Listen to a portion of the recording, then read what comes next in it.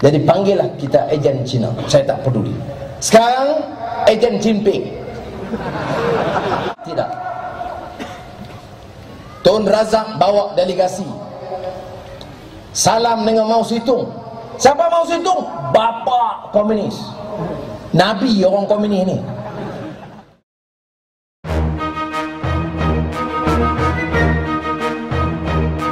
Harus mengakui, sama ada kita suka tak suka, pihak yang terbabit dalam menuntut kemerdekaan, yang memperjuangkan kemerdekaan negara kita, tidak terhad kepada golongan-golongan tertentu.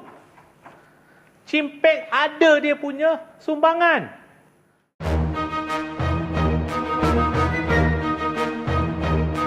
Isu Jinping ni tadi adalah Sekretari Jeneral kepada Komunis Parti Melayu.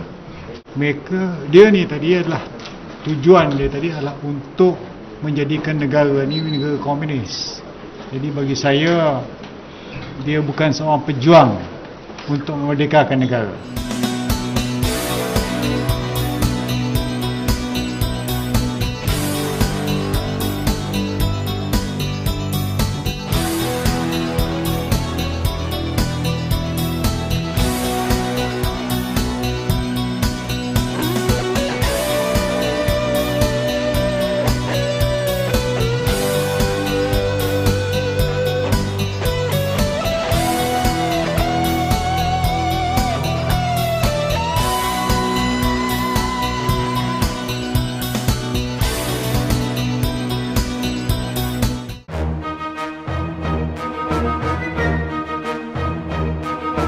Menjalankan keganasan dalam negara ini sebenarnya, di mana ramai di antara pegawai polis dan keluarga-keluarga polis dibunuh semasa mereka cuba untuk merampas kuasa, dan juga orang-orang ramai, orang awam, tak kira apa bangsa pun telah dibunuh, telah diugut. Oleh itu saya merasakan dia bukan seorang pejuang, tapi adalah seorang pengkhianat negara. Mereka ni pengkhianat pada negara.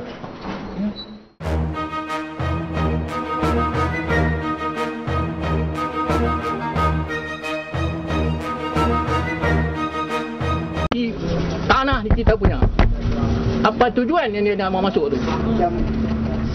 Itu saja. Tak ada apa yang boleh kita ni. Lagi kita tak setuju dia bawa balik. Kalau setuju mengikut.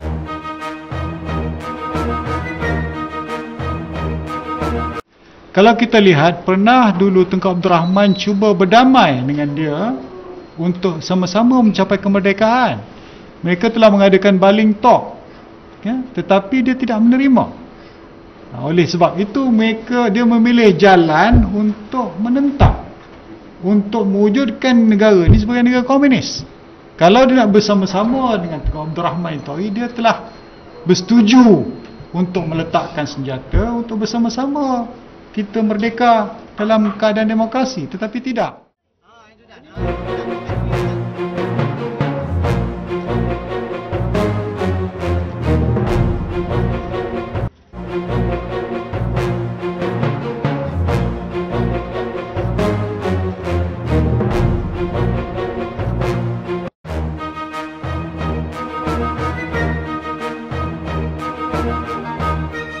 Jangan kita pula terperangkap di dalam permainan mereka untuk Jinping dibawa balik supaya mereka akan mendewakan dia pula nanti. Itu jangan kita terperangkap secara begitu. Mereka ni pengkhianat pada negara.